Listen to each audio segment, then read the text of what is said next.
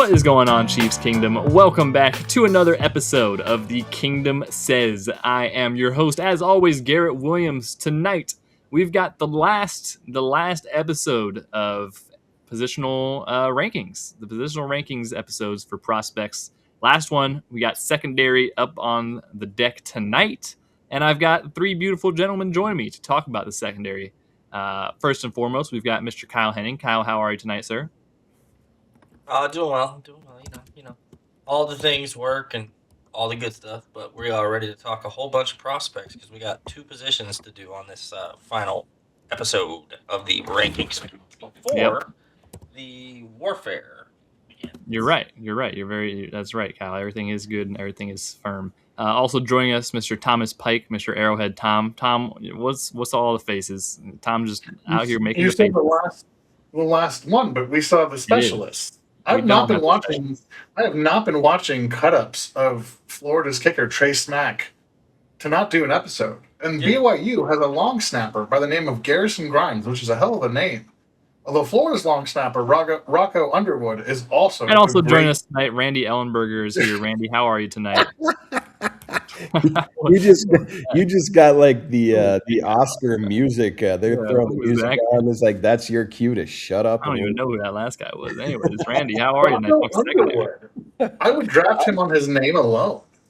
No, I'm good. I'm good. I'm excited. This is going to be. This has the potential to be a longer than usual episode because there are a lot of dudes to talk about, especially because our secondary has been gutted and then slightly added to and rearranged here a little bit. There's a lot of things that we can do with this group of characters. So, ready for a good one. Yeah, should be a good one. Like you said, we are combining corner and safety. It might be a bold choice. Some are saying it's a bold choice, but we're gonna combine them tonight. Because that's just how the schedule worked out. B, you never know. Sometimes you draft a guy who's a safety, he ends up playing corner for you with his bags. Like Chamari Connor, who should not be playing corner. Or sometimes, you draft a safety and he is a corner, like L'Jarius Sneed, or sometimes you draft a corner and he ends up being a safety. You never really know sometimes with these guys. But mostly just scheduling wise, we're just going to hammer it all out in the one episode. So, with that being said, Tom, I'm going to go back to you since, he has had to play some games at the intro. He's had to play some games. What is the state of the Chiefs secondary at the moment? What should we be looking to add after free agency and some departures and trades and whatnot? What are we looking like in the secondary? I think my opinion, and this might not be, I don't see this as a popular one. I'm a little bit more worried about the safety room than I am the corner room for this team, mostly because I think the Dave Merritt can coach, the Water Boys to go out there and play corner at a, all pro level.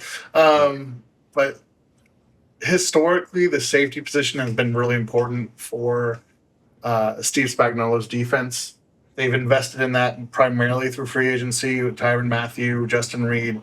They've taken some swings with draft picks who I think, if you listen to Spagnuolo talk about Jaden Hicks last year, one of the more damning comments you'll hear him say about, he said, he's a second-year player who's making some mistakes we don't expect him to be making and not in position, being out of position when he's, that's not that's about as harsh as Spagnuolo or anybody who's in the Andy Reid coaching tree is going to be publicly about a player. That says to me that he's maybe not growing into the role like they wanted him to, despite his physical tools.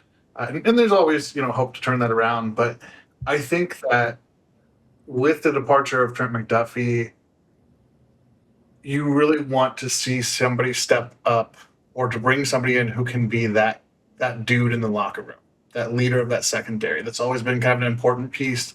Again, Tyrann Mathieu, Justin Reed, even if, whatever limitations or complaints you had about their play on the field, were always the guys who made sure that room had an identity and that they were lined up and doing their jobs and working hard. They kind of set the tone. So I think that that's a good thing for the Chiefs because this draft class is deep at safety and corner.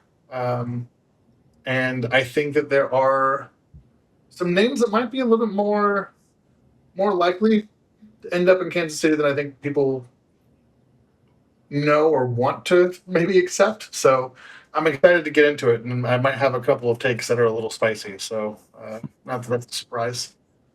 It's the state, there's definitely some room to improve, right? There's definitely a lot of question marks you could say in the secondary. We sign Alohi Gilman in that safety room who can kind of anchor one spot, but it's Jaden Hicks is still a question mark. You have some question marks at who your starting corners necessarily would be. Obviously, Noel Williams looked really good last year. Christian Fulton had one or two games at the end of the season he looked promising in. You sign Cater Kahu, and you have a couple other options as far as slot guys, but really, yeah, you want some long-term investment, I think, at the position, and a couple of those, indeed.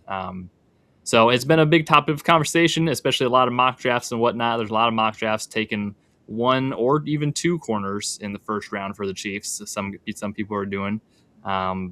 It's always interesting because it's, I don't know, it's just an old debate where it's like, does it matter if you have good corners if your D line is bad and you can't, they have to cover for 7-8 seconds every play, or would you rather, invest more in the D line and have average corner play? I think I'm for a little bit of the latter. I feel like if you have a good pass rush, that can really affect a lot of things, and that makes the secondary better because you don't have to worry about covering for as long, and you might have a little more errant throws and things like of that nature. So, it'll be interesting to see how heavy the Chiefs necessarily invest in corner versus edge or some other positions. But we're gonna find out. We're gonna definitely find out. So I think let's get into it. I think let's figure it out here and start diving into some prospects. So if you're new and haven't been following along with these draft prospect evaluations, how we've been doing them, we kind of go in different tiers of guys that we would pick at, pick 9, pick 29, second round, third round. We try to kind of group them into where they're likely go and where where we'd be comfortable drafting some of these guys. And there's a couple names at the top here that we'll start with at pick 9 that have that have made the waves, that have made the news of being guys that might be available at pick 9. So we're going to start off with Caleb Downs, safety out of Ohio State, Mansour Delane, corner out of LSU, and also Jermod McCoy, corner out of Tennessee. Randy, I'm gonna let you start this off here with some of these top guys. Who sticks out to you as a guy that might actually benefit the Chiefs the most? I mean, if we're saying that DB is the pick at 9, the clear answer is Caleb Downs. He is. I think he's probably the absolute safest, most complete, potentially player, period, in this draft. He's that type of safety that every defensive coordinator would want, because he is that chess piece that you can literally put in any single position in the defensive secondary. And he's also that leader that you want, and I think it's also, do you want a rookie to come in and be the voice and the leader and the face of your DB room? Not necessarily, but this kid could do it. There's not a single thing that you would want a defensive back to do that this kid can't do at an elite level. So Downs is the clear answer. At safety, I know that's not the sexiest pick, and everybody wants to talk about positional value in the draft and blah, blah, blah, blah, blah. And I think with this kid, that shouldn't matter at all. But if you're not going to pick a safety in the top 10, which we haven't done since, Eric Berry, then I think it's a coin toss between McCoy and Delane. And I know we had a little discussion earlier, and Tom made some really, really good points about McCoy. So I think he probably swayed me just a little bit, because I was really on the fence either which one I would prefer. And really, it always just came down to the injury. But it has been, what we say, 14, 16 months since McCoy tore his ACL, and coming back and looking at what he did at his pro day, you're like, okay, this dude is on the football field looks legit, like he is 100% healthy, ready to go. So if we're going to go McCoy's tape last year versus Delane's tape this year, it's McCoy all day. The only thing that would give me that Delane over McCoy argument is just the injury. But yeah, come watching his pro day, like dude looks healthy. 4.37 coming off an ACL. It's pretty good. That is pretty That good. he's salty. So Kyle, talk to me about these two corners and what you're looking at. I mean, McCoy's the more physically dominant. Like when you watch Jamal McCoy, he can just absolutely erase a guy if he chooses to, especially with what Spags likes to do. I mean, he likes his corners to get up and be physical at the point on the route. He'll just go take balls away from people. The biggest questions have already been discussed. It's the ACL. It's when he's going to be back. Is he back? Is he 100%? We know ACLs are tough for guys. We've seen our fair share in Kansas City, especially in the secondary rooms, where one of them gets a tear, and then it takes like 18 months for them to feel like a normal person again. It takes like half a year of playing football to feel like they can not have to think about if their knee's going to do something again when they're playing the sport. So that's I think the biggest question mark that's left with him. I would lean him over Monsieur Delane. He's going to be a good player. I personally I would look for other areas at 9 than Monsieur Delane, unless there should only be 8 guys gone, so I think there should be a better option probably than taking him at 9. I guess is the way I would put it. If you're going to leave it up to me, I would probably either would go McCoy or Jamon, and then I don't know the safety that we'll I'm sure get into plenty here. So yeah, that is a big question of how are these corners good enough to even be warranted to be the guy taken at 9? Because I feel like Caleb Downs is right. I feel like Caleb Downs is the type of player. He's a blue chip guy that he can definitely be worth that pick. To me, it feels like, and Tom, I'll let you kind of follow up on the corners. Doesn't feel like there's a one that either of them are really guys that's like, man, they really deserve to be a top 10 pick because they're like that dominant as corners. In other classes, I might be, I might question, and that's kind of, that's the thing about every position. We can look at almost every position in this draft and be like, well, in other classes, it wouldn't be, they wouldn't be as highly valued. But where do you kind of rate these two corners, Tom? Yeah, I mean, if we took Jamon McCoy, so I believe he's a true junior, so he wouldn't have been eligible last year. But if you dropped him into last year's class, I mean, I think I would, based on his tape, again, I think he's in that conversation. Now, Delane to me is the one that kind of gets that bump up because he's kind of just like, he's the best of the rest, and that's not to me to be disrespectful to him as a player. I think he's got. To me, he's a very high end. Like he's a starting caliber corner. He's a guy who's probably going to stick around the league for a long time. I think he's a guy who is going to be your a really high end number 2, borderline number 1. I just don't think it's the same. Where I think when you talk about Jamon McCoy and his skill set, if you're grading to what you project them to be.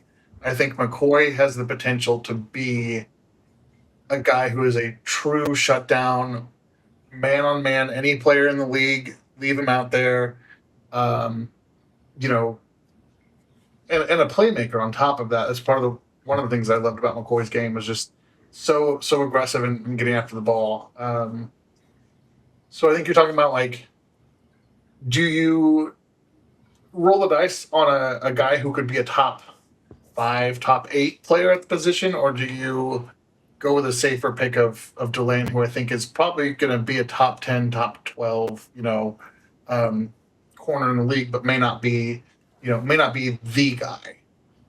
So I think that's the conversation there. I think if you're sitting there at 9 and that's how the board has fallen and you're comfortable with the medicals, I would take the swing for the guy who could be, elite, especially with how much corners get paid.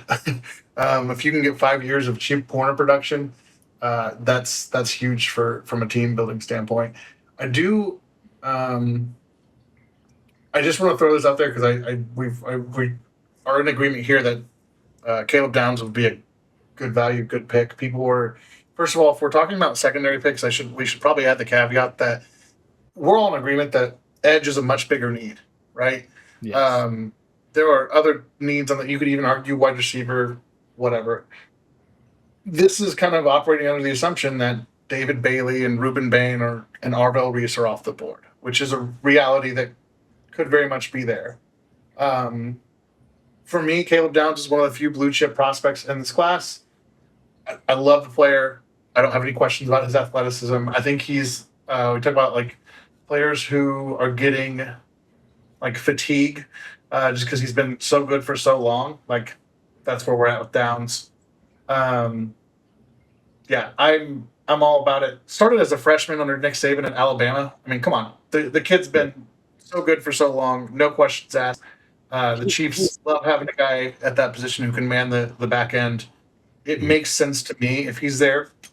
I know the Cowboys. There's a lot of smoke about the Cowboys wanting to move up for him. It would be a good pick. And I think he comes in and he's a top 5 safety in the league as a rookie. Like I think he's that good. He's the next in the long list of like the Kyle Hamiltons, the Cam Chancellors, the Eric Berries, Yeah. Palomalu, Ed Reed type level safety. He's that good to me. Yeah. As a prospect, he's very clean. Eric Berry is sacred territory for me. It was one of my first draft crushes, so I can't compare anybody to him. I'm still I go back and forth with the Downs comp. I've heard, Buda Baker, but that doesn't feel.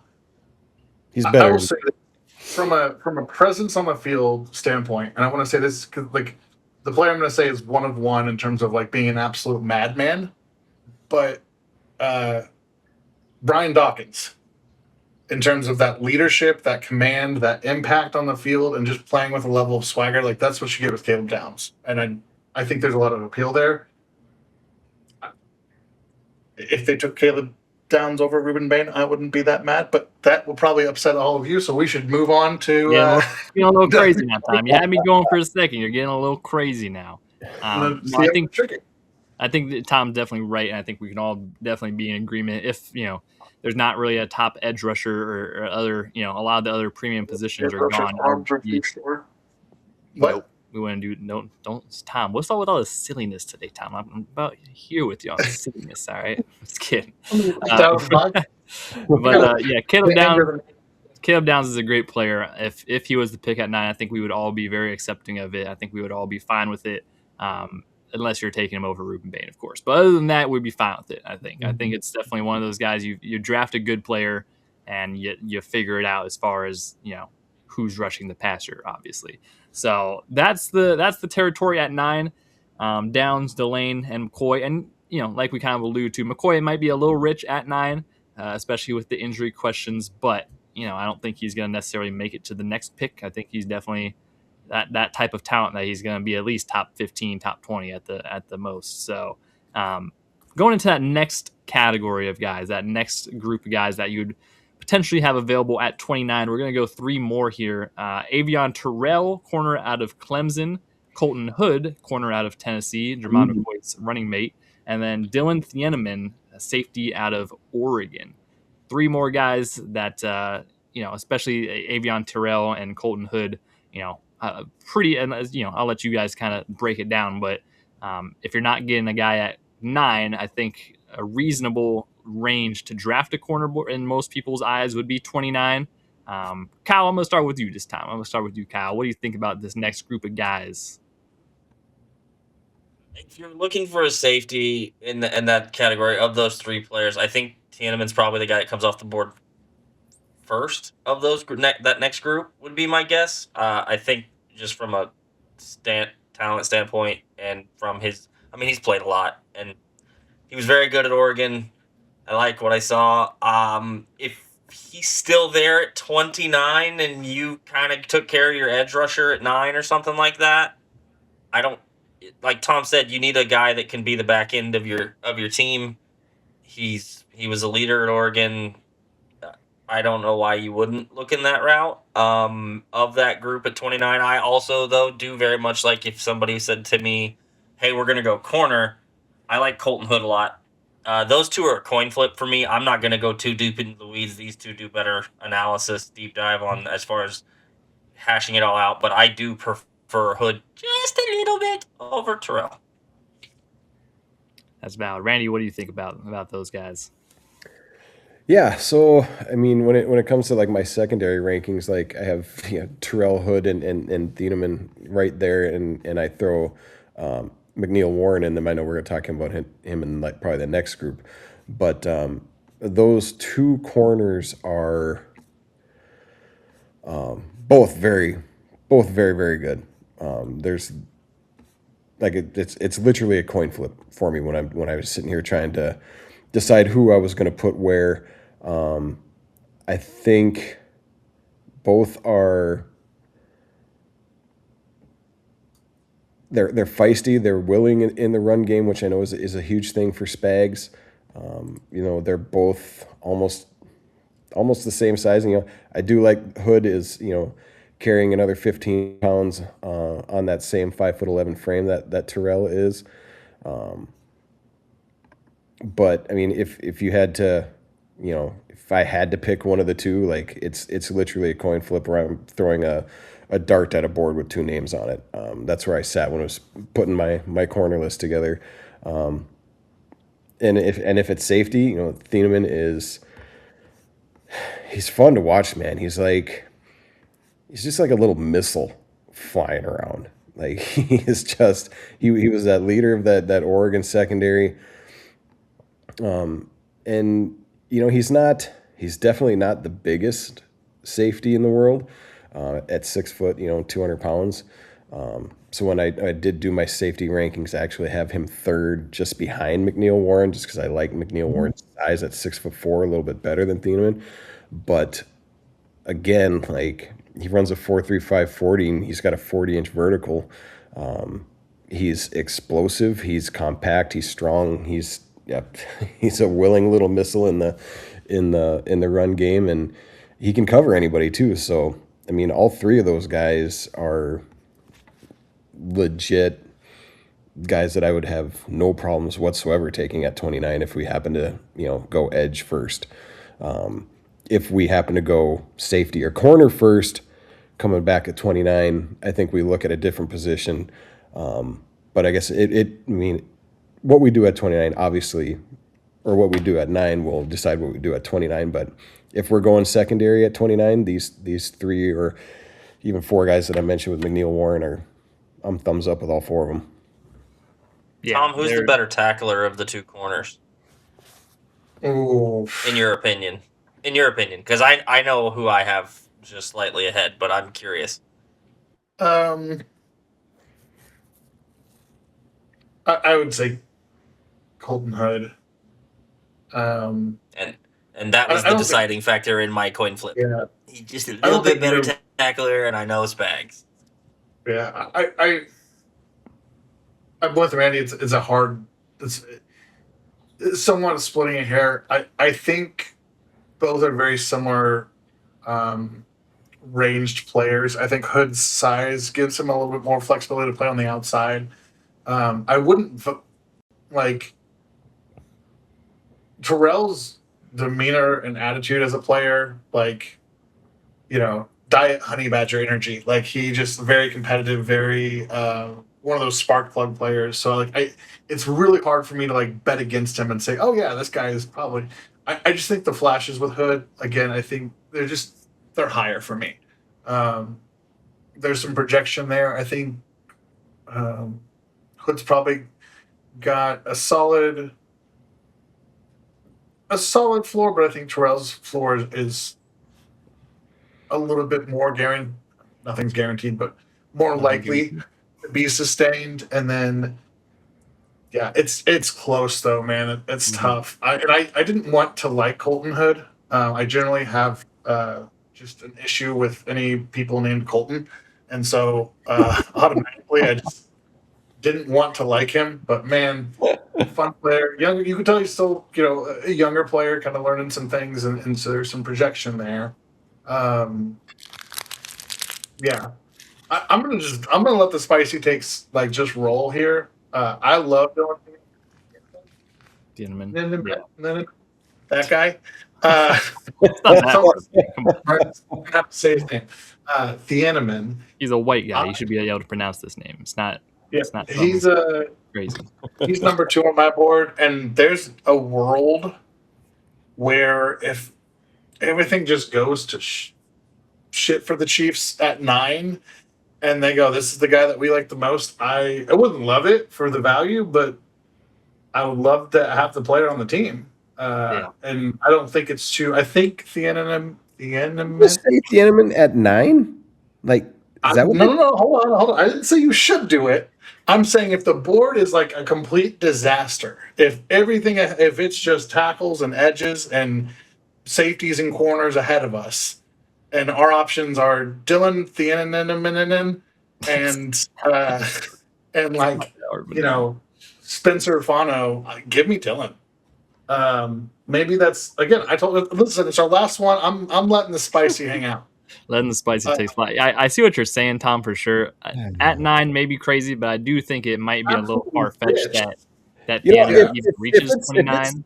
If it's that case and the board is that bad, we try to trade back. Like, even if we traded back to like 12, 15 range, then I could say it. But at 9, I can't. I can't. I don't want Tom's asinine take to take away from the fact that Thieneman is a dog, and I want to echo the sentiments for Thieneman of how phenomenal of a player he is. Such a smooth, fluid mover. He's so quick. He's so everywhere he goes, it's like he's shot out of a cannon.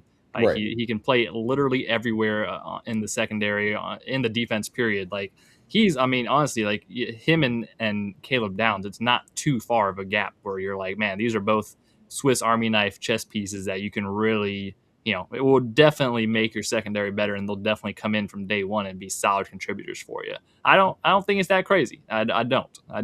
There are some mocks I've seen where he's going up as high as 13, 14. So, Exactly what I was going to say. I do like the part of bringing up he is the target if you are like the board is catastrophic, and Randy mentioned the trade back, and you do get somebody that's willing to trade up because they do still have something up there that they want, and you get back to like 12 or 13. Maybe Downs is still there, and the Cowboys, who have been rumored, they may, if the Cowboys are wanting to trade up for Downs, and you have Thieneman at whatever the Cowboys have, 13, 14, like they're at 12, I think.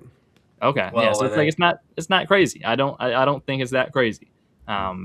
Thieneman's dog for me. Terrell and Hood are both really good players as well. I would not be mad if either of them was the pick at 29, honestly, because they're both really solid players. I would take Holton Hood over Terrell for sure, just like some of the sentiments have been echoed.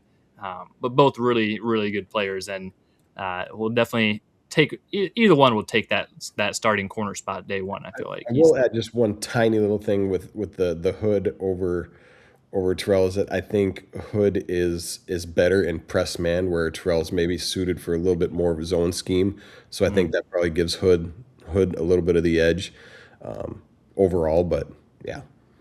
Okay. Let's dive into that next tier of guys at 40. Some of these guys were actually, and Randy already mentioned one of them. A lot of these guys, they're judging by who you ask, they're fringe first round talents, and they're depending on how these boards look, if there's a lot of safeties or corners taken, like some of these guys could even be the pick at 29. So we'll go through Emmanuel McNeil Warren, safety out of Toledo. You have Chris Johnson, corner out of San Diego State, and then Brandon Cisse. How is it, Tom? Cisse. Yes. Out of corner out of South Carolina. That's South Carolina logo. Yeah. So yes, Randy, I know you mentioned McNeil Warren already. He's another guy this safety class is just so fun to watch, and he's another one that's just like a really, really explosive player, really dynamic, can do a lot for you. Super rangy, even though he only played at Toledo, right? That's maybe the one big knock on him, but like he's got the athleticism and the instincts. I feel like that he's going to be a solid player in this league for a while. He's really good. Then obviously Chris Johnson, Brandon Cisse. Chris Johnson's a guy that has gotten a lot of first round love recently too. I've seen a lot of mock drafts of him going, mid 20s to late 20s as a guy that could be a first rounder as well. Brandon Cisse, I think he'd be the most likely guy at 40 if there was to be one of them left. But yeah, Randy, go in on your boy Emmanuel McNeil Warren, EMW as he might say. Right. Yeah, he is. Man, he's fun to watch. Like in people are gonna throw the Toledo out there. It's like Toledo's put out some pretty salty DBs here recently. So I wouldn't be shaking your head too much at Toledo DBs anymore. But he comes in at 6'4", a little over 200 pounds, and he is just he can be that rangy cover half a field or even 2/3 of a field playing free safety, or you drop him in the box too, and he's not afraid to stick his nose in there and cause some problems. So he's got 8 career forced fumbles. Like he is a big explosive safety with just a knack for creating turnovers. He's just a lot of fun to watch. Everybody, the easy comparison, is Eamon Wari. Yeah. But and I mean it's you look at him and it's like, well, it's the same freaking guy. Like he's a carbon copy almost. So like I said, between Thieneman and him, I gave Warren just a slight bit of a nod just because of his overall size.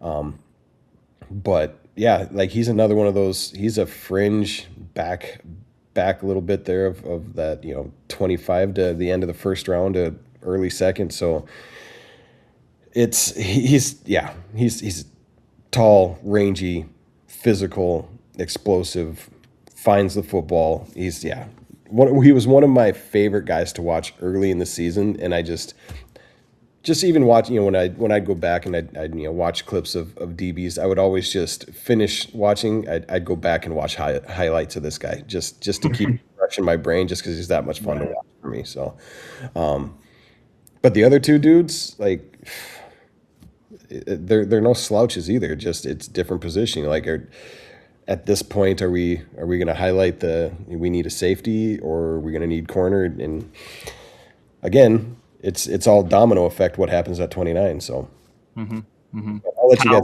you guys talk about EMW here for a bit. Yeah, Kyle, what are your thoughts on this next group of guys? So Cisse, you mentioned 40. If he was a little bigger, he'd probably be getting some first round attention. He's a little smaller. He's only like 6 foot, like 190-ish. As opposed to some guys that are those 6'2", 6'3" corners. His 40 time was fine. He's really good in man coverage. He's really, really still really raw in the zone aspect of coverage. So you won't be able to play him in a ton of zone coverage early on until he gets a better feel for it. He likes to throw his body around, but with him being a little smaller, that has some positives and some negatives. He dealt with a couple injuries, arm injury, I believe, at one point. So I like that he's a willing tackler. He's a little too crazy sometimes. He processes really fast, but then sometimes he'll go and like process really fast, and he'll dive at a guy, and then he airballs him a little bit. Kind of remember how Willie Gay used to like get somewhere because he was so fast and way ahead of everybody else, and then he'd all of a sudden be accidentally out of position. Mm-hmm. You see that a little bit with him occasionally, on some of the stuff that he does with the tackling. He's that puppy chasing cars. He gets all excited and he's not really sure what to do when he gets there. But he sees it and he's like, oh, I saw it. I know it's coming. I went right by it. Whoops. Or I dove and he wasn't there because I was just a hair early. So there's some little things. Like I said, I think if he was 2 inches taller and 10 pounds heavier, he's probably getting looks at 29, just because he's another guy that if you want to play man coverage, he can stand there and play man. We talked about the state of this secondary to start the show a little bit. Your two vets in that room right now, basically your two most senior guys are well, the three, I think they're probably all three the same, are Shamari Connor, Alohi Gilman, and Christian Fulton, as far as like years in the league, not necessarily with the team, but in the league. So it'll be interesting to see how many of those guys are starters, how they kind of adjust and deploy that rotation. But I think that mentality and the mindset and the stuff we talk about with the room, yes, it's going to be Spags and Merritt, which will help with that a bunch because they've dealt with a bunch having young corners for a while now. But those couple of veterans in there, they have a chance to really put their name on being a leader in this room, and whoever they bring in with any of these guys, being able to help nurture them along to where this is a fully successful room again with a lot of new faces and some younger faces. And Cisse, if you're going to take a spot there, like I said, I think he can play for you. I don't know where you're going to deploy him at. Is it in the slot some? Is it outside more? I think you can probably use him outside more. But he could probably do some slot things because he, like I said, he diagnoses and he is a missile. Sometimes the missile misses the target occasionally. So. Yeah. And it's kind of that Hood and Terrell concept with me with these two. Cisse's more of a man guy, where I think Johnson is primarily a zone defender. So it's also scheme dependent with these corners as well. So yeah, Tom, I want to get your opinions, but I do want to. I want to add some. I mean, Emmanuel McNeil-Warren is a dog. I think that's definitely a given. These two corners for me were actually the first two corners that I really wasn't a huge fan of. Specifically Brandon Cisse. I'm just not seeing it with him that everyone else quite is. I watch him on tape and he seems fine. You know, if he is the pick at 40, it's fine. I wouldn't necessarily be wowed with it. I don't think that there's necessarily a lot of things that he like really stands out about him. That's like, ooh, you know, like it's just he's fine. He's a decent tackler. He's athletic enough. He just I don't know. He was one of the guys I came away with watching that I was like, I can see where that he's in the next tier. I think it's just to me he's clearly in that next tier. Chris Johnson as well is another one. It's just I get it. I understand the player. Super productive as college and whatnot. Like Randy said, definitely more of a zone kind of operator. Good explosiveness, good athlete and whatnot. But just once again, this doesn't really.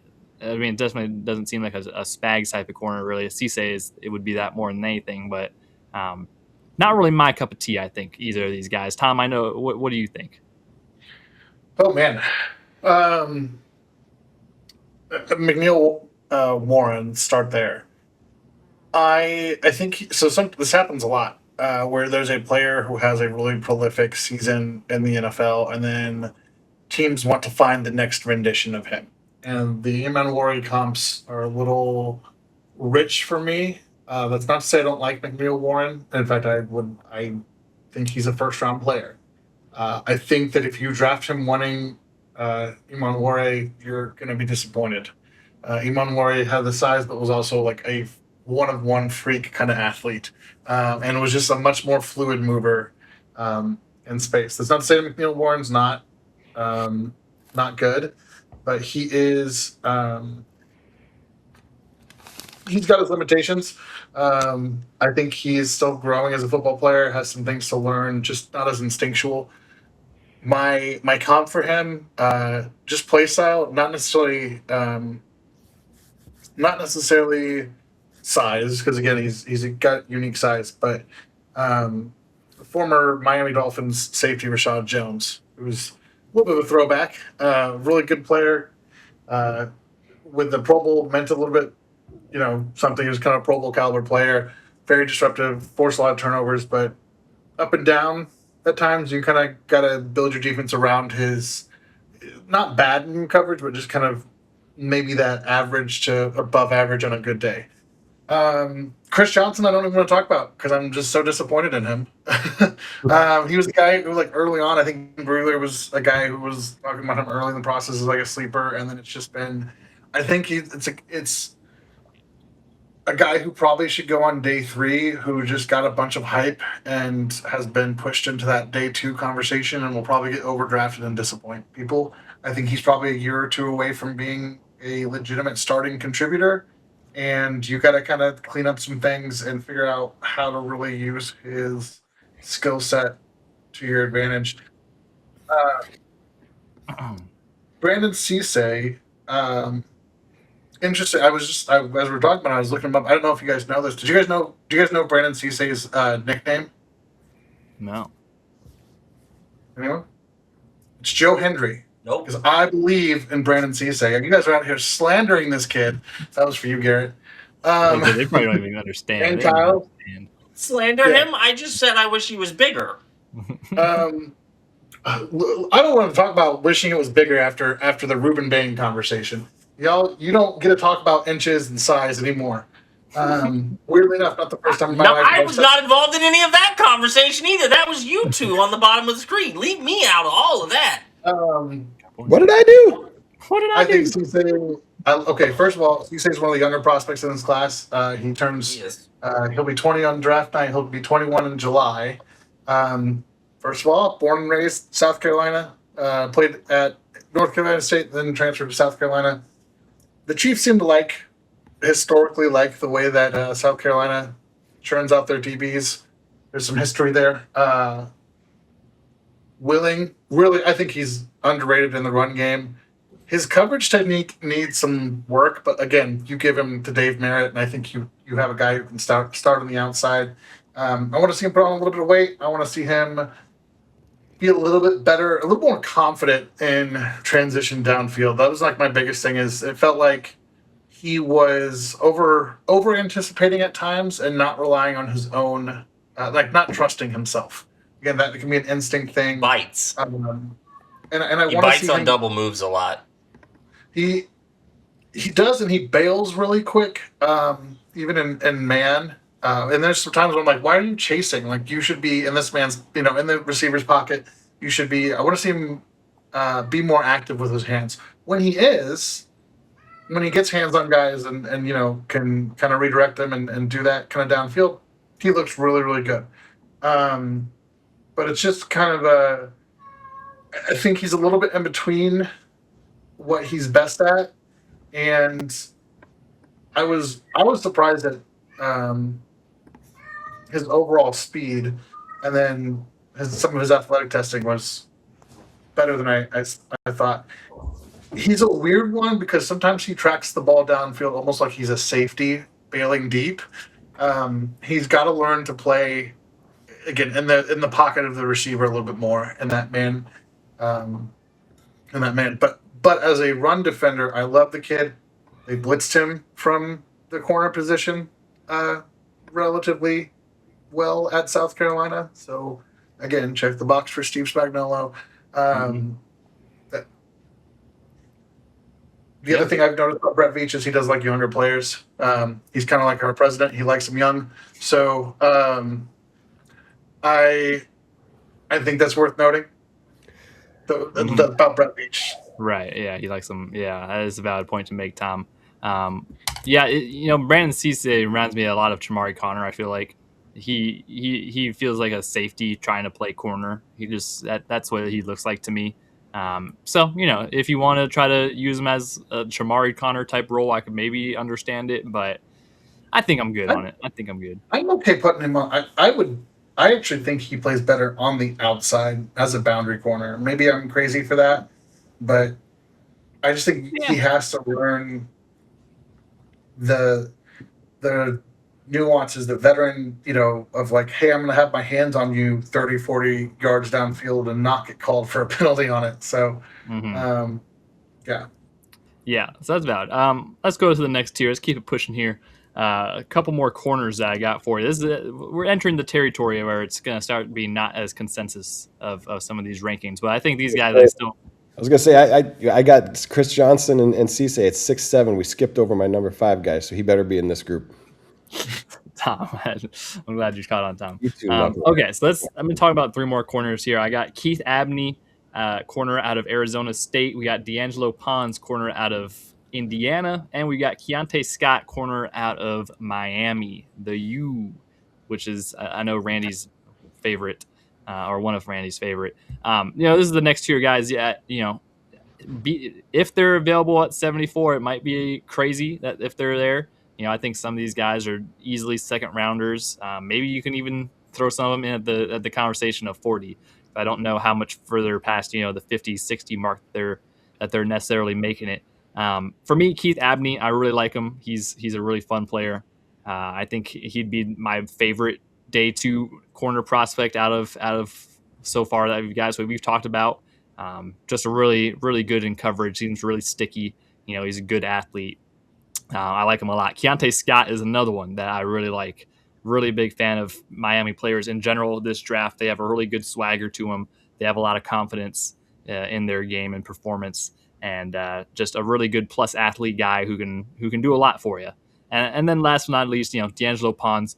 Nothing to sneeze at. He's going to be an outlier as far as size, especially in Steve Spagnuolo's world. We know that Spags likes his lengthy corners, and this guy's 5'9", 182. So it's going to be tough. He's got the heart of a champion, though. He's got the heart of a champion. That's what we can say. He definitely plays bigger than his size. It's just, man, if he was just taller, he'd be it'd be a lot different conversation around him. But Randy, I'll let you take the floor once again on some of these corners, and especially your guy Keontae Scott. Yeah, like I mentioned, I have Keontae Scott as my number 5 corner, and when we were losing, talking about losing McDuffie, and when it actually happened, we're like, McDuffie was just lockdown slot, all pro, all world. That was his world, and like, how are we going to replace that? We replace that with Keontae Scott. This kid will rule the slot. Like, I'm not going to say at McDuffie's level, because you have to wait and see, but I imagine him doing it at that level. 5'11", 195, almost 200 pounds, 4'3", and he is an absolute DAWG dog. Oh. Like, he is at his size, he is a wrecking ball missile in the run game. He's all over the place. He is absolutely one of my favorite players in this entire draft to watch. The attitude, the ability, his flexibility, his versatility, it is so much fun to watch. And he was an absolute key cog in that defensive system for Miami's run this year. I could sit here and talk about Keontae Scott for a long time, but everybody knows I'm a huge fan, and I would take him at 40, heartbeat, like, no questions asked. I'll take him over Cisse for sure. Yep, I would too, for sure. And he could even slip back and play some free safety as well. He's just rangy. He can do it all. One of my absolute favorites. But I'll let you guys go. Kyle, what do you think about these guys? Kyle, you're muted. Kyle, you're muted. I can't hear you. Kyle, I can't hear you. No, I can't hear you. Kyle's gone. No. The mines have come back and they put Kyle in a glass box again.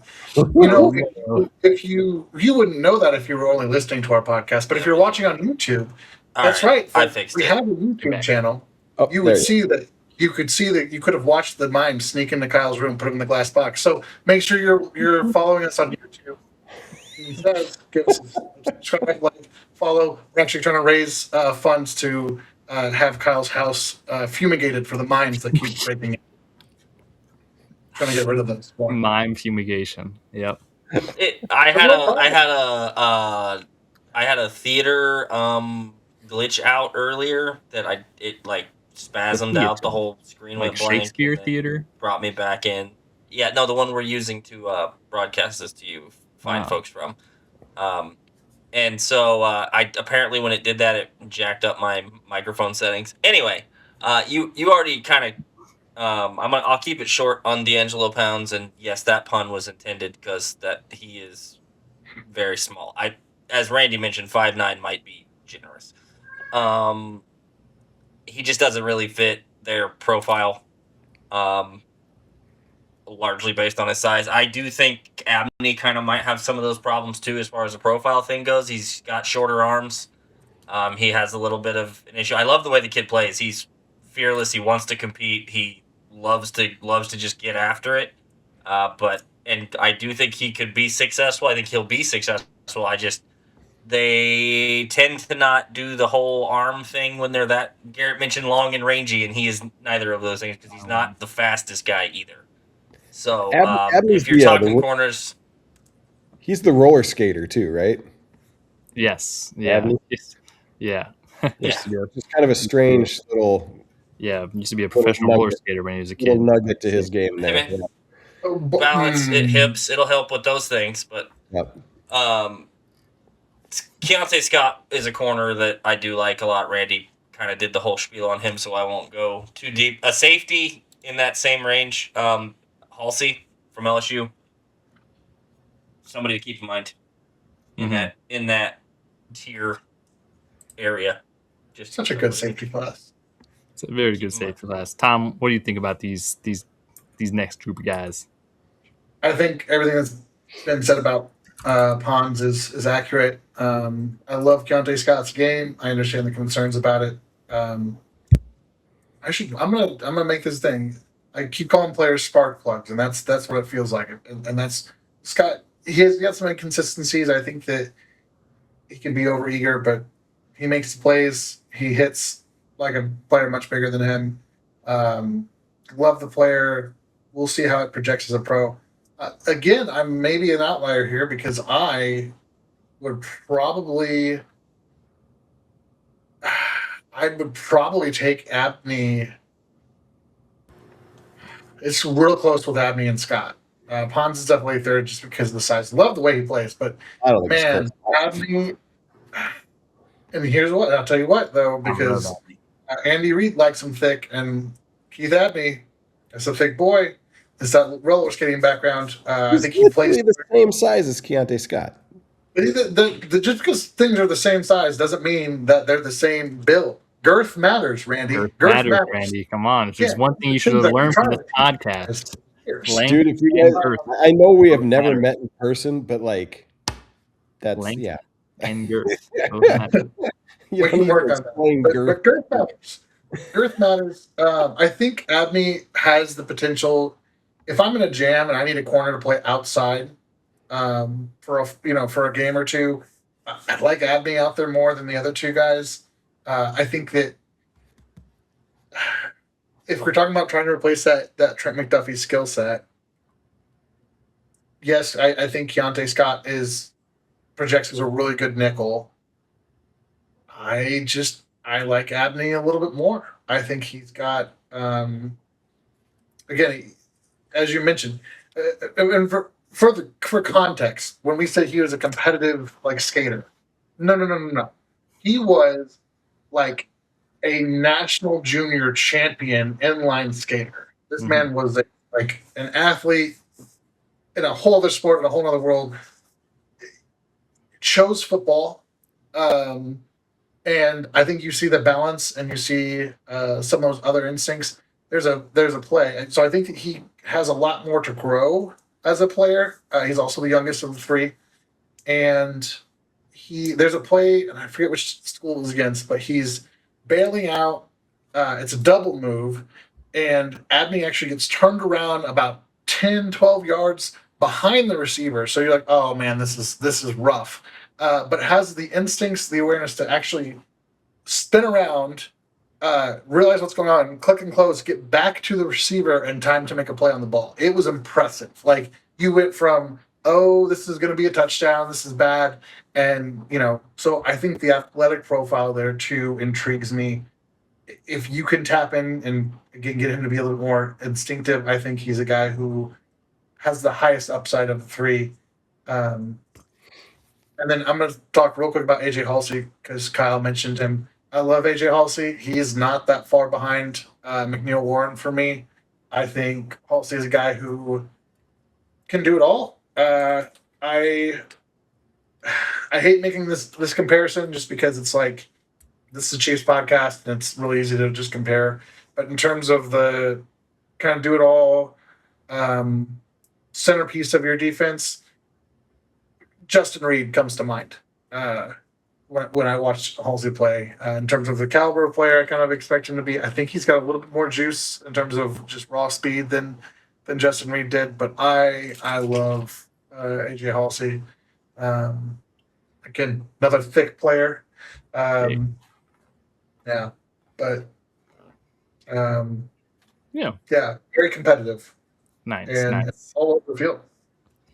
Yeah, so that's good. It's good second tier guys, or second round, third round type of tier guys. Like I said, I like Abney a lot. I like Scott a lot. I would take either of them over Brandon Cisse for sure.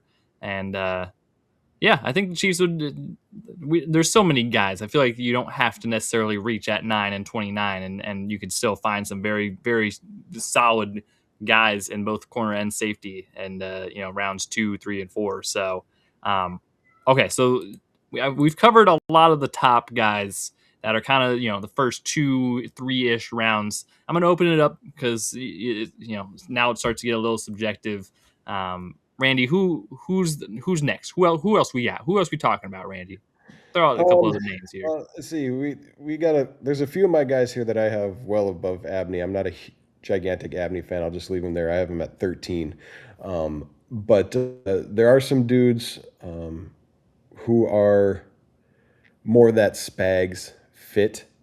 Dalen Everett out of Georgia, who's 6'1", 190. One of my favorite corners. I got him at 9. Traden Stukes from Arizona, 6 foot, 193 pounds. Another physical, fast, athletic corner.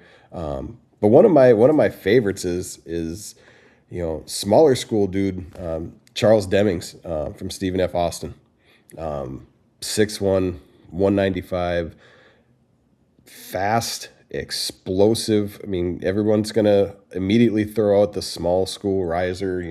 Played at the Senior Bowl. Went toe to toe with all the big name, big school kids. But 4 picks last year, bunch of PBUs. His size and his ball hawking ability really is one thing that I really liked. He's always got his hands around the football. He knows when to flash his hands. He's got that ability to track wide receiver hands when they try to throw him late. He's really good at recognizing that kind of stuff. So, I mean, he's a developmental, outside small school corner, but a lot of fun to watch. And then we got the throw other rounds on these guys, Randy. Throw your rounds on these guys so yeah, people know where Demings- they're at. Yeah, Demings is going to be, I've seen him anywhere from late 3 to mid 5. I would comfortably put him in one of those 5th round picks that we have. If he's sitting around and we still need a corner at that point, absolutely take him right now. Everett, I'm definitely he's a 3rd rounder to me. Stukes is probably in that 3rd to 4th round as well. I always butcher this guy's last name from Ohio State, Igbenogsom. Yeah, Davison Igbenogsom. Yeah. I really like him. The only thing that drives me nuts about him, and it's just a testament to his tenacity, is that he gets a little bit grabby. He's a little you can count on some penalties, but it counts to his physicality. Like, he is always pressed up, man. 6'2", 195 pounds, random 4.45. Like, he's like a Spags body press man, above 6 foot, 200 pounds. Like, that kid's fun. If he was cleaner in his fundamentals and his technique and wasn't so grabby with the penalties, he'd definitely be talked about, early 2nd, mid 2nd round. He's got that potential, but he gets a little too eager, gets a little too grabby, but super physical, a lot of fun to watch. I'm going to piggyback. I'm gonna go just next. from Randy. Go ahead. Traden Stukes. He's getting some love late in the process. Had a great combine. Awesome story. 6-year senior out of Arizona, but he was a walk-on and just worked his tail off the whole time at Arizona. I hate doing this because, again, players, Chiefs podcast, whatever. L'Jarius Sneed. There are shades of Sneed there. I think they used him a lot more off, and I think I think there's a lot of teams in the NFL who are looking at him as a safety, and that makes sense to me. But man, he can do a little bit of everything. You bring him in probably day 2. I think he's probably a 3rd rounder at this point, and because he ran a 4.33 at the combine, and he's at 6 foot, yeah, 6.5, and then 190, 31 3/4 inch arms, like 38-inch broad or vertical, 10 broad, like tested really well. Good tape. I think I love him as a player, man. I'd be pretty stoked if he ended up here. So I just wanted to put that in there. That He was may one of our be, top 30 visits, wasn't he? Wasn't he on the top 30 list? I think so. Yeah, and that might be where they're trying to figure out: is he going to be that safety corner, or do you leave him? There is one big red flag with Stooks that I just want to acknowledge. That is that he was born on September 11th, 2001. So Wow. Big day. that just makes me feel old. I'm That was a not big day. saying he was responsible for anything that day. He was a baby, but I do feel old. Right. Kyle, what other guys do you have that stick out to you? So in that, 70s, 109, 74, 109, Bud Clark has Yeah, we didn't incredible Yep. has a credible amount of ball skills. Very versatile, very Swiss Army knives ish. If you want to use that as a safety discussion, he can cover. He can sit in zone and play that deep part of the field. He's got really good ball instincts. He had like 15 picks, I think, in college, which is that's a lot of INTs in any level. So. I really like him. I know it's the Big 12, and they're not. There's stereotypes about the Big 12, but they throw the ball a lot, so the DBs get lots of reps. Two other guys, just because there's a history with this university and this franchise, and I also think that some of the physical traits match up for what the Chiefs do. Both Washington corners, Takario Davis and Ephesians Prysock. Prysock is an upside guy. That 140 range, I would love him in that. If you're gonna take, if you need a corner there, I'd prefer either one of them in that spot. But Takario Davis 6'4", and ran a 4.4. So yeah, they can teach him how to put those big long arms on people. He did that well in college. Press man, you're not gonna run away from him, and there's not many guys that are gonna jump over him. So you better figure something else out. A later round guy from a university they know very well. He's, like I said, he's a big dude. They're both big guys. They're 6'3", 4 and a 4.45 for Prysock, I believe, or something close to that. They're fast. They're big. They're from Washington. There's a history. I like them both as later round prospect options. Demings was mentioned. He's another guy I like in that 5th round range, like Randy mentioned. So that's kind of my group that I liked out of this remaining group.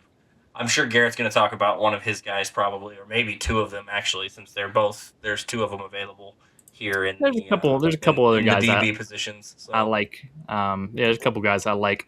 First of all, corner. I really like Devin Moore out of Florida. I think he's a guy 3rd or 4th round I would really be happy with. I think he plays really good press coverage. He's really physical. Like he seems like he'd be a Spagsy type corner. He's 6'3", 198. Like he's got the lengthiness to him.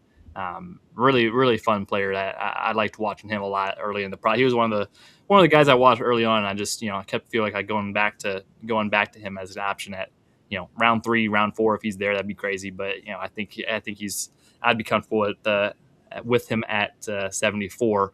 Another guy, Kamari Ramsey, safety out of USC. He's a really good player. That's one of them for sure. He's a really good dude. He's a guy who's played a lot of different positions at USC. He's definitely very versatile. He doesn't have as high projections as some of these other safeties we've talked about. His run defense is he's all right. His coverage ability is really the highlight point of him. But he's a fun player. I think if round 4 he was still available, I would be okay with it.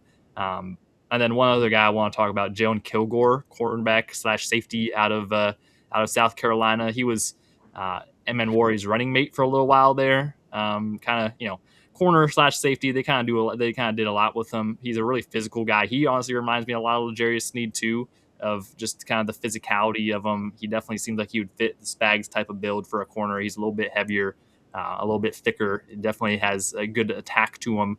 It can lay a thump pretty solidly. So he's a really fun player. Those are 3 guys for sure I really like. Also, Julian Neal, I think, is a decent option. He's got more length to him. We love talking about length on this program. So He's another guy out of Arkansas. That's if he was there in the third, fourth rounds, and you're still looking for a good corner, I think he'd be a good complementary piece as a guy that you can put on the boundary and kind of roll with a couple different options in that secondary. So. Let's keep. I feel like there's still more to be unlocked. Who else we got? Tom, you got any other guys that you want to highlight? Oh yeah. Oh yeah, That's a deep class, my man, friend. the Kool-Aid man. Oh yeah. Jesus. Gosh, He you guys said, have calm thrown down out over there, fruit punch. a couple great names. Igbinosun is a guy that I'm a fan of. Javon Kilgore, another one that I'm like, safety kind of hybrid player. I'm gonna go back and watch him after the combine because he kind of disappointed. But Zaki Wheatley out of Penn State, safety similar, I think, to Bud Clark, except he's much larger. He's a guy that you just don't like through this whole process. Like you don't hear that kid's name brought up ever really, and he's a solid player. Like I have him as my eighth safety. And yeah, he's 6'3", he's over 200 pounds. He's rangy. Like he's one of those like center fielder free safeties to me. Like, but it's one of those names that you don't hear like ever. No one talks about him. Yeah, and he's been a consistent starter at Penn State. Like I said, 6'3", and I think a day three guy who could come in and be your third safety, be a rotational piece, especially be somebody on special teams. I'm gonna throw another guy out here that like very similar to Wheatley. I just don't think he gets really any buzz, and I kind of understand some of it, but if I told you there was a corner who was 6'1.5" with 32 3/4 inch arms, who jumped 42 inches, had an 11-foot broad jump, and ran a 4.52, you would probably think that would be something you would talk about a little bit more, right? Potentially. That was One would assume. Yeah. And okay, Will Lee the third out of Texas A&M. So, you're Willie talking about him. Will Lee. Get it? He's a We are really talking about him. I think for him, it's a lot like the physical tools are there. It's sometimes the mental, but when it clicks for him, man, he has the highs for him go. This is like a second round guy, like maybe even into the first round. But then you just watch him do some of the most awkward coming out of his stance, like opens up his hips the wrong way, or just seems like he's timing his foot placement weird and falls behind and can get beaten misdirection. Like I love the athlete. It's like he's thinking too much. Yeah. He's not playing, he's thinking. And if you're thinking, you're beat. That's how DB works. It is what it is. It's not, and you can clean up some of that with coaching and with reps and with help. But like you can tell when you watch him play. Like Tom mentioned it. It's almost like he's like, I'm supposed to put my foot here to go that. Like, no, just go, bro. My thing with him is like he did crack my top 25 at 25. The thing like. He's 6 foot 190. Yeah, he tests off the charts and he looks the part. But the thing that with him, like, say, he just is like has no instincts. Yeah, he just seems lost. Like you're saying, like he'll open. He said he looks like he's thinking the whole time. Yeah, exactly. It's like he's trying to confirm that because he doesn't have a feel for it. Like he's not an instinctual player. He has to think, and it's paralysis by analysis with him. Like he can't. I don't think he has. It's not in his DNA to play corner. Like he doesn't have like the instincts to just do it. Mm-hmm. I think it's he almost like he's diagnosed. I saw that on tape, so this is what I'm supposed to do here. Is like you can almost see it take place in real time, and you can always speed that up. But the next level it only gets faster. So if you're having trouble with that in college, it could be a problem at the next level. So there's some concern there. Mm-hmm. Yeah. I'll give you one name in the fifth. And then let Tom, and we can keep just shooting around unless Tom has more. There's so much to steal Are you my going guy. safety, Tom, or corner? Corner. Go ahead. All right. I'm safety, so we're good. If there's one player that I'm confident the Chiefs are going to draft on day 3, it is Thaddeus Dixon from North Carolina. Carolina. He played at Washington, and then he transferred south of the Mason-Dixie line, and there he is. Boom. There you go. Listen, watching North Carolina play football under the curse of the Jedi, over there was pretty rough this year. Dixon was one of the few players who not just played, a watchable level of football, but I loved his effort throughout the season. Even when things were kind of going off the rails, I think he saw Kinda. you just saw him be. Listen, this is not. Yeah, he's an intriguing guy for a day 3 project. Fits a lot of the mold.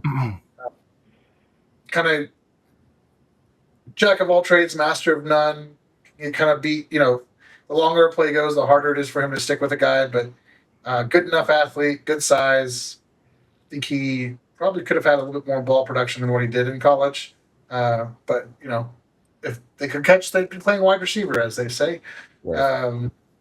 So yeah, he's a name that I would keep an eye on as well for day 3. Yeah, I love just jumping back real quick. I love Kyle, when you brought up the Washington boys, big fans of Davis and Prysock and Garrett too, with Moore. Like those 3 guys are all lumped pretty closely together for me. Another one that I really like is Noel Williams, old running mate, Hezekiah Massis from Cal. I was going to mention him too. Yep, he's a solid day 3 guy who it wasn't like a huge testing freak. He's 6 foot, 185, 190, ran a mid 4.4s, but he's one of those dudes like the coaches will absolutely love because he's going to do absolutely everything perfectly in practice. Fundamentally sound, high effort, motor, coachable dude. But he's be one of those rotational starters. Floor is probably quality backup. He's going to be one of those big special teams contributors, but he could be one of those guys who surprises you late because Noel was what was he, a 4th, 5th round? Fourth rounder. Yeah, 4th. Like he's going to be kind of in that same area. I think Noel is a little bit better athlete, but still very, very similar players. So I could see that one pop up on day 3 and the 5th as well. Yeah, I liked Masses as well. He was another guy that I thought was, even though he technically wasn't at there at the same time as Noel Williams, but yeah, I liked Masses a lot. Kyle, who do you got? Who else you got, Kyle? I was just saying, Massis is kind of the opposite of the conversation we had with the overthinking. He reads for things well. He has good instincts. He plays faster than he probably runs or tests.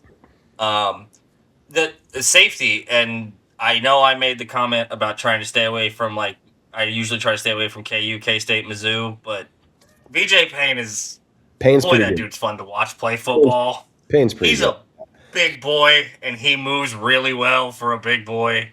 6'3", what 6'3", 200 plus. 210-ish, yeah. Yeah, in the 4.4 range on the old speed chart. He can cover. He's fast. He's big. Clean up the tackling a little bit.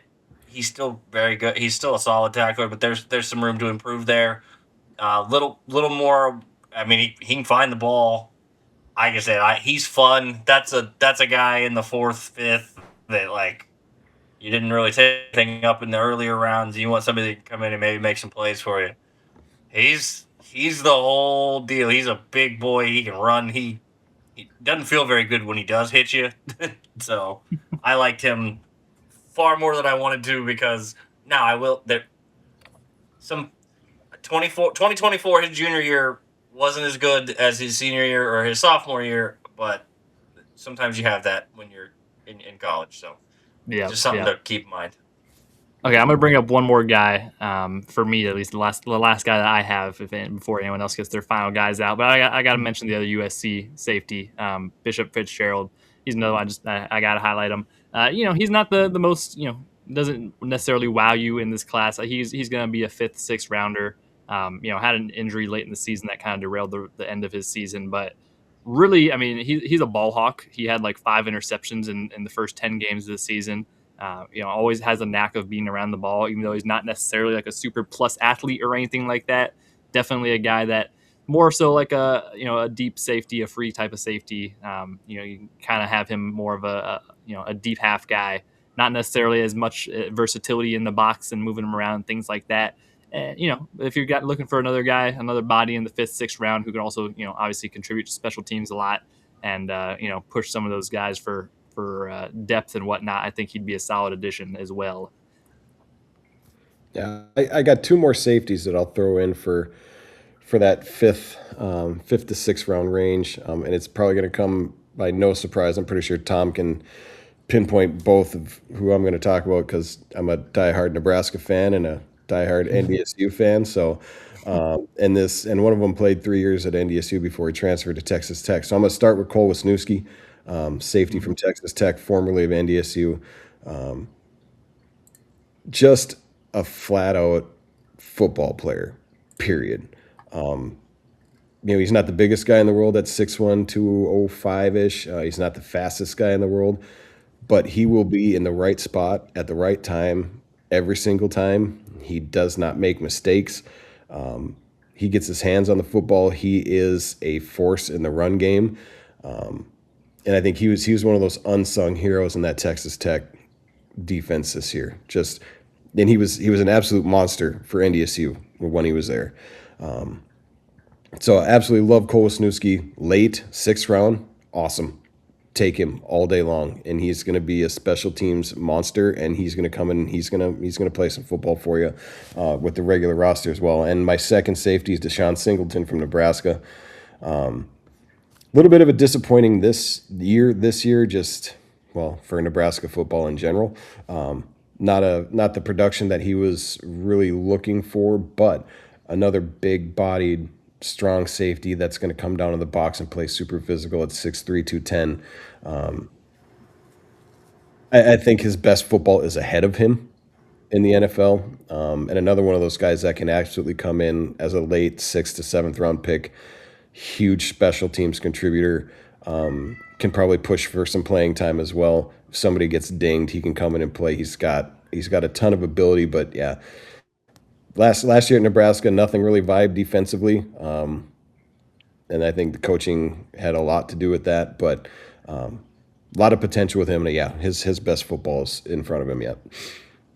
Nice. Tom, you got anyone else? We've covered a lot of names. Yeah. Just want to shout out to there's 2 guys who ran really fast in the combine. Robert Spears Jennings at Oklahoma at a safety. Honestly, I'd pass on him. I just think he's similar to some of these other players we talked about. Instincts are questionable. But again, day 3, probably a priority free agent guy at this point. But Toriano Pride Jr. at Mizzou ran a 4.32. Tested pretty well across the board. Actually ran a 3-cone drill, which is wild. Nobody runs a 3-cone drill anymore. As a guy who they should, have some experience with, but started early in his career at Clemson, transferred to Mizzou. So 2 years at Mizzou, 2 years at Clemson, 4-year. 4-year player. Interesting day 3 guy, special teams guy with physical tools that you look at and go, especially in press. I think that's where he makes his money, but he's got some ball skills too that I enjoyed watching. He was a guy that I was like, to be honest, wasn't on my radar until he ran that 4.32, and then I'm like, all right, well, I guess we'll go back and watch Mizzou's defense again. Maybe I could schedule a voluntary root canal while I'm at it, but yeah.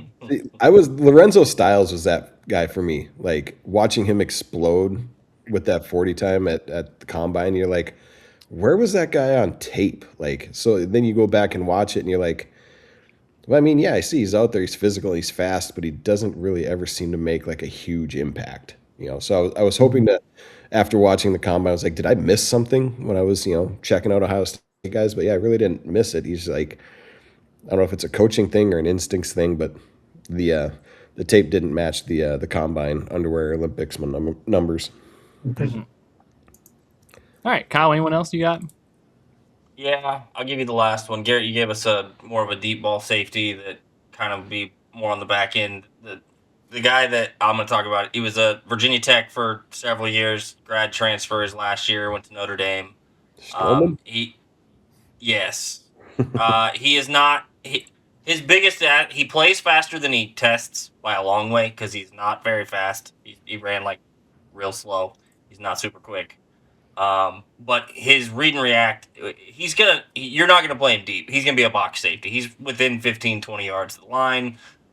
He gets downhill. He can diagnose plays. He can be in the way. He's a 6th-round pick or a UDFA. He's not going to be somebody you're up in the even in the 5th round looking at. But just somebody that you could bring in to see what you could get out of him. Like I said, most of his stuff is ball skills. He had an incredible year for us, coming off an injury at Virginia Tech that took his whole season the year prior. So I liked watching him play. Like I said, it's more about the tape than it is anything else and watching him play, because the measurables and stuff, they're not pretty. It's not a great look. So I understand that, but it's one of those guys where you get a feel for how he understands the game and how he can play downhill and kind of in more of an attack mode safety as opposed to somebody that's going to be on the back ender and even asked to play a ton of man up coverage. More that robber type safety. All right. I think we've done it. I think we've did it. I don't know how many names that was. That was a lot of names. But Actually, I've got a couple. I'm just kidding. Okay. I think we Now, hey, Tom, it's time for kickers and long snappers and punters now, right? We're going to squeeze a few of those in at the end. I'm telling you, this is time. Speak now, or forever hold your peace. Trey Snack is a great name. All right, so I'm holding my everyone peace. for tuning in on this episode. I'm holding my peace. We appreciate everyone for rocking with us on this one. We definitely appreciate it. That's it. That's all the positional rankings we've got. Because I almost couldn't get my camera to turn back on. Those aren't positions that the Chiefs are going to draft, unfortunately. Tom, can you tell we're so deep in the draft process we're losing our minds? The rails on this show have come off a couple of times already. I mean, Tom, if you want to replace punt god Matt Ariza, Rocco Underwood. Is he That is a Australian? top tier name for a long I snapper. do like the name. We're not getting rid of James. James is staying until James wants to leave. I understand. We can draft him, develop him. He can be our long snapper of the James future. can long snap until he's 52, as far as I'm concerned. I don't care how they don't. Has that sentence ever been said before? Long snapper of the future. Did we just? That was the first. I feel like that might have been like one of the first times it's ever been uttered before.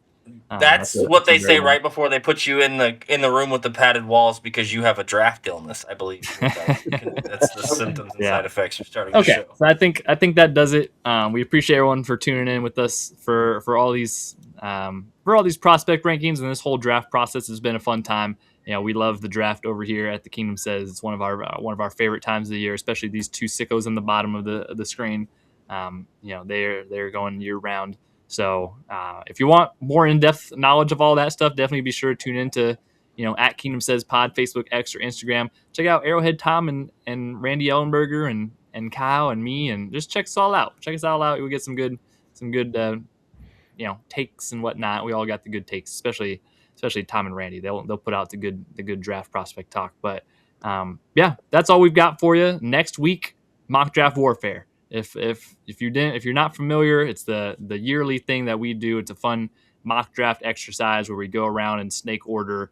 You draft a certain position, and that position can't be drafted by anyone else in that round. So it makes for some really challenging and interesting results, and definitely gets the brain churning on a lot of different prospects that would be most likely to get taken by the Chiefs. So that'll be coming out probably next Tuesday. We're recording that Monday, so it should be coming out Tuesday before the draft, and then the draft's here. The draft is next Thursday, coming right up real quick. So we'll finally be able to stop all the speculation and sit back and watch Brett Veach and his team do their magic, and we'll be back on the other side of it to talk all the actual draft picks. We'll have only like 7 or 8 guys to talk about instead of like 50. So you might get a more concise episode. So that's it. Thank you all for watching. Thank you all for rocking with us. And be sure to check us out at Kingdom Says. I already said at Kingdom Says Pod. YouTube, Spotify, Apple Music. That's where we're missing. Watch us, listen to us, whatever you do. check out our beautiful faces on Come see YouTube, our faces. and you can see Watch that Kyle get put in the mine box. the mime exactly. Yeah, the mime was he's there. You can see him. All right, Not that's again. it. All right, I'm on my way, Kyle. Appreciate it for everyone rocking with us. Have a great rest of your day or night, and we'll see you guys on the next episode of the Kingdom Says.